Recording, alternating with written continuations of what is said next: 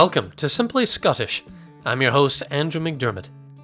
Today we continue our 6 Degrees of Scotland series as we honour the life and work of Queen Elizabeth II, who died this year after an incredible 70-year reign on the British throne.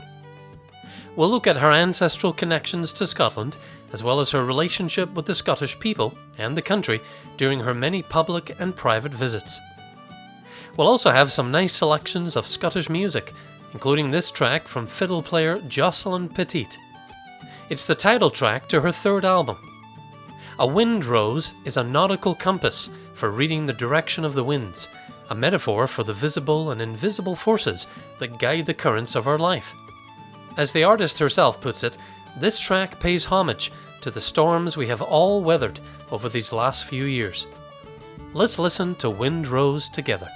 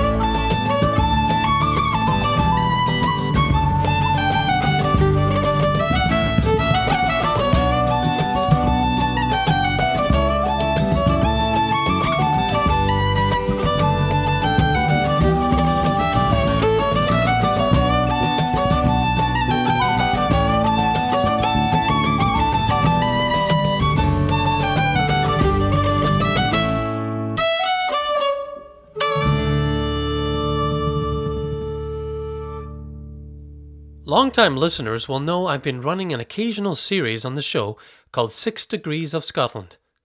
It's based on an article series I wrote for the Scots magazine a few years back. It's the audacious and rather cheeky idea that everything and everyone in the world can be connected to Scotland in 6 degrees or less. It's based on the scientific theory called 6 degrees of separation, that has gained traction in recent decades as more studies have been done to calculate and estimate our connection to each other in the digital age.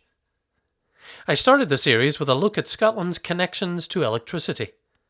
We've also profiled well-known American and Canadian Scots like President Ronald Reagan, actress Reese Witherspoon, inventor David Dunbar Buick, singer and actress Judy Garland, author Washington Irving, and even statesmen like Thomas Jefferson.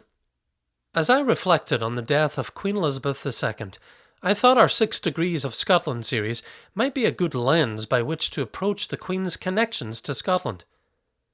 I also thought it might be a good way for me to learn personally about her relationship with the Scottish people. I've never really put too much stock in the royal family, and there are a fair number of Scots who could say the same. It wasn't a big part of my life growing up in Scotland, and after I came to the United States, I became a bit of a Scottish patriot, favouring Scottish independence. As I learned about Scottish history, I did come across a lot of kings and queens, but I didn't take a great interest in the modern British monarchy. I guess like many people, I took the Queen for granted. She was just there, doing her thing, emblematic of the British Empire, representing the long and rich royal history of the British Isles. In February 2022, Her Majesty the Queen became the first British monarch to celebrate a Platinum Jubilee, marking 70 years of service to the people of the United Kingdom, the realms, and the Commonwealth. Festivities included the Queen's birthday parade, the royal family's balcony appearance, a Jubilee pageant, and the traditional lighting of over 1,500 beacons throughout the realm, once a way of communicating, now a way to demonstrate unity. It was quite a celebration for an unprecedented milestone. In Scotland, though, there is generally less enthusiasm for royal celebrations than in other parts of the United Kingdom. As one BBC article recently put it, in Scotland there is definitely a palpable Republican sentiment, even now during the Queen's reign. One reason for the cooler reception north of the border is that the whole system of British royalty is closely linked with the constitutional issues, how Scotland and England came together politically, and how that plays out in the modern age. An example of that would be Scots who took issue with Queen Elizabeth being referred to as the second in Scotland. Elizabeth is the first of that name to be Queen of the whole United Kingdom. The first Elizabeth was Queen of England and Ireland from 1558 until her death in 1603. Special consideration of this issue was given in 1953 after Queen Elizabeth II assumed the throne. Prime Minister Winston Churchill and the Secretary of State for Scotland devised a formula based on the higher number practice. Although she's the first monarch of that name since the Union of the Parliaments established in Great Britain in 1707, she is still styled Queen Elizabeth II across the United Kingdom, due to a commonly used principle that dictates the use of the higher regnal number when ordering issues arise. So although many in Scotland may be critical or ambivalent about the monarchy as an institution, there's still much goodwill toward Queen Elizabeth II from the Scots. You very rarely hear them criticising Elizabeth II, says Professor Sir Tom Devine of Edinburgh University, one of Scotland's preeminent historians. He goes on to say, I think she's probably been the most significant and influential British monarch since the Union of 1707. In fact, a YouGov poll published earlier this year found 75% of Scots think the Queen did a good job in her role, compared to 84% in the UK as a whole. And the feeling is mutual. Queen Elizabeth was known to comment quite often on her and her family's love for Scotland and the Scottish people. Addressing the Scottish Parliament a few years back, the Queen said, I have spoken before of my deep and abiding affection for this wonderful country. It is the people that make a place, and there are few places where this is truer than Scotland. In a few minutes, we'll look at the Queen's Scottish ancestry and one of her favourite places on earth, Scotland's Balmoral Castle.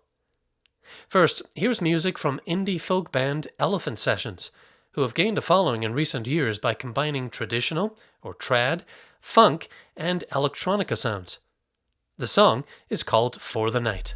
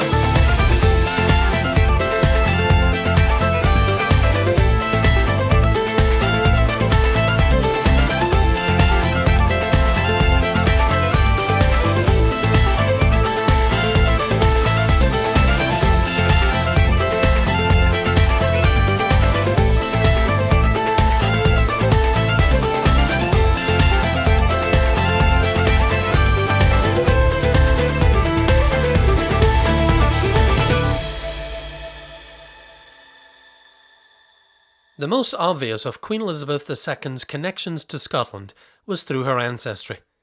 She was descended from the royal house of Stuart on both sides of her family.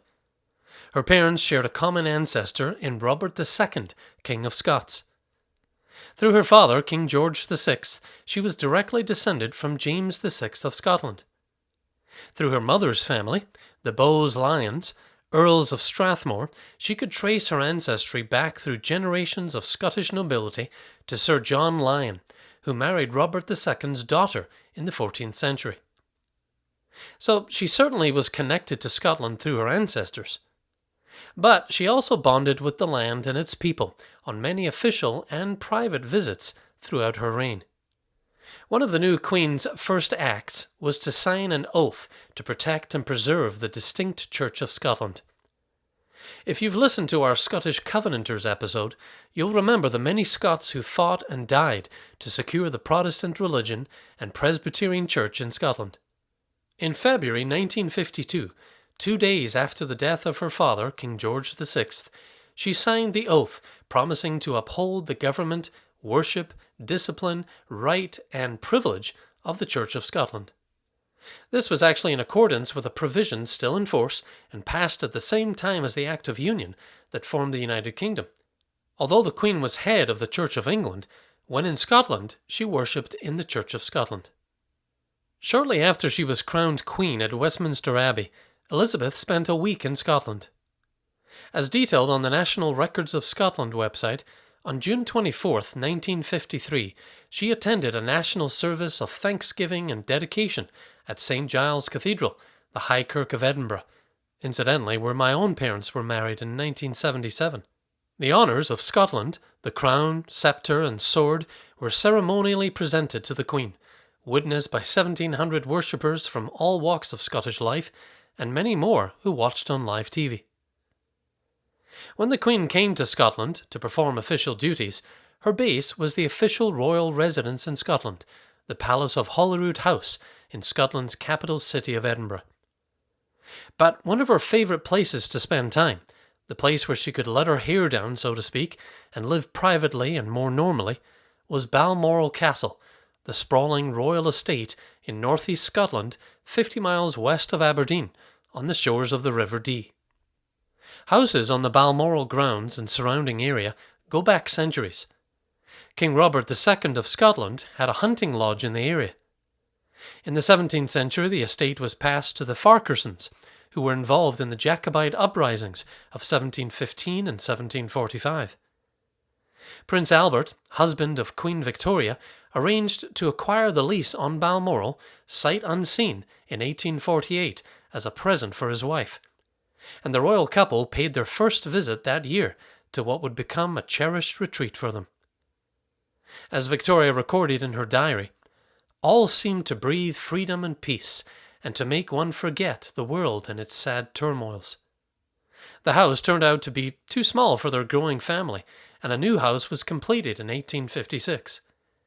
It's an example of Scottish baronial architecture, with a little Germanic influence brought in by Prince Albert's oversight. Today, the estate covers about 50,000 acres and includes grouse moors, forestry and farmland, as well as managed herds of deer, highland cattle, sheep and ponies. After Prince Albert's death in 1861, Queen Victoria would spend as long as 4 months a year at Balmoral. It was during her long period of mourning that she developed her famous friendship with one of her servants, John Brown, a local gillie from the nearby village of Crathy, who became a close companion. Queen Elizabeth spent almost every summer at Balmoral Castle, calling it her paradise in the Highlands. As her granddaughter Princess Eugenie said, "I think Granny is the most happy here." The princess described a typical day at Balmoral, including walks, horse rides, picnics, lots of dogs, and people coming in and out all the time. Here was a place where the Queen and her family could just be themselves a bit more. Indeed, during a visit to Balmoral in 1998, former British Prime Minister Tony Blair and his wife Sherry said that Prince Philip was stationed at the barbecue grill and the Queen washed the dinner dishes herself. This year, Queen Elizabeth remained at Balmoral after her usual summer vacation due to health and mobility issues. Her last public appearance came on September 6th, 2022, as she appointed Liz Truss as the new British Prime Minister.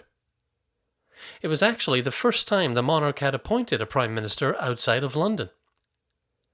The photographer on hand snapped a photo of the Queen that day, all smiles, just 2 days before she passed away. She died at Balmoral Castle on September 8th, 2022.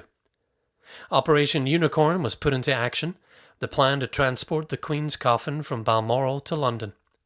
Thousands of mourners lined the streets as it travelled down to Edinburgh's Holyrood House and St Giles Cathedral before continuing the journey by air to Buckingham Palace. Coming up, we'll close with a few more enduring ties between Scotland and Queen Elizabeth II. First, it's back to music, this time with Robyn Stapleton. Recorded for the Commonwealth Games in Glasgow and sung around Scotland at the time following the Queen's baton relay, it's titled Here's to All Our Commonwealth.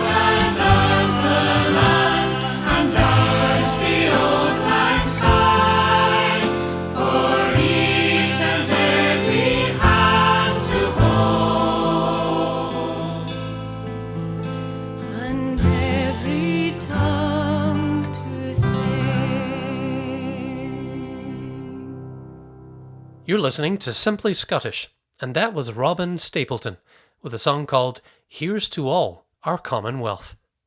During a visit to Perth in 2012, Queen Elizabeth said, "Scotland has played such a very special part in our lives, and that of my family, over the years, and we have greatly enjoyed our frequent visits." Indeed, the Queen gave her very first public speech as a teenager in Aberdeen in 1944, as she opened a home for the British Sailors Society. And although she was always firmly committed to unity between the constituent countries of the United Kingdom, she was front and centre when the Scottish Parliament was reconvened in 1999, almost 300 years after it had been abolished by the Act of Union. Addressing the renewed body of representatives that day, she commented, "It is a moment rare in the life of any nation when we step across the threshold of a new constitutional age." She went on in her speech to praise the Scottish people for their grit, determination and humour, as well as their forthrightness and strong sense of identity. Throughout her reign, Queen Elizabeth II was a symbol of British tradition and stability, even during tumultuous periods of upheaval, uncertainty and change. She attended church services regularly, sometimes driving herself to church, and spoke of the influence her Christian faith had on her life, even as church attendance throughout Britain has been declining during the 20th and 21st centuries. Her marriage to Prince Philip set an example of marital faithfulness, even as divorce rates rose in the UK, and would affect even her own family at times. As Clive Irving, author of the Elizabeth II biography The Last Queen, put it, "Having been on the throne for so long, she represented a degree and a continuity that can't be replicated. The Queen held everything together." When she attended the opening of the Scottish Parliament back in 1999, the Queen gifted the legislative body with a parliamentary mace made of Scottish silver and a band of gold penned from Scottish rivers. The mace was meant to symbolise the marriage of the Parliament, the land, and the people. Engraved on the mace are the words wisdom, justice, compassion, and integrity, values carefully chosen at the time by the silversmith who made the mace, Michael Lloyd. He said those principles were very much in the air to be collected and celebrated when he made the piece. He also thought of a fifth tenet suitable for the parliamentary mace, but there wasn't enough room to include it. It was courage, certainly an essential component to the other four values.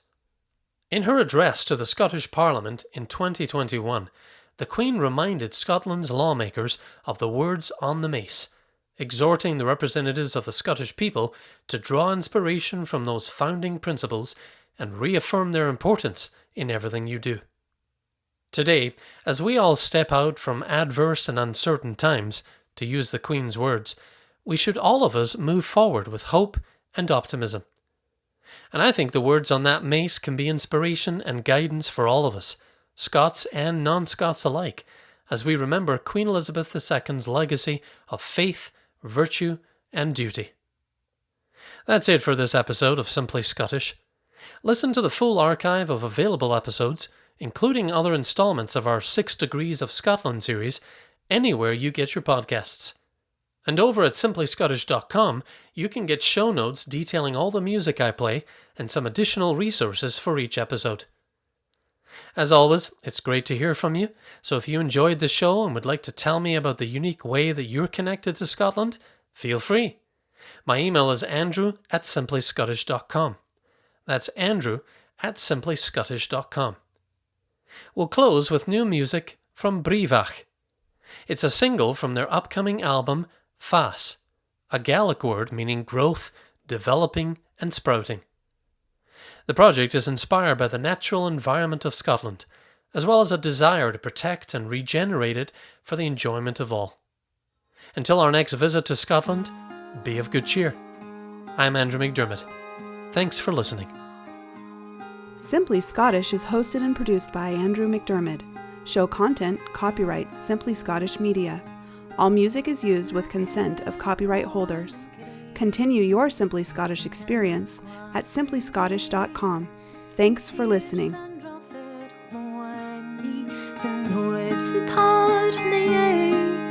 So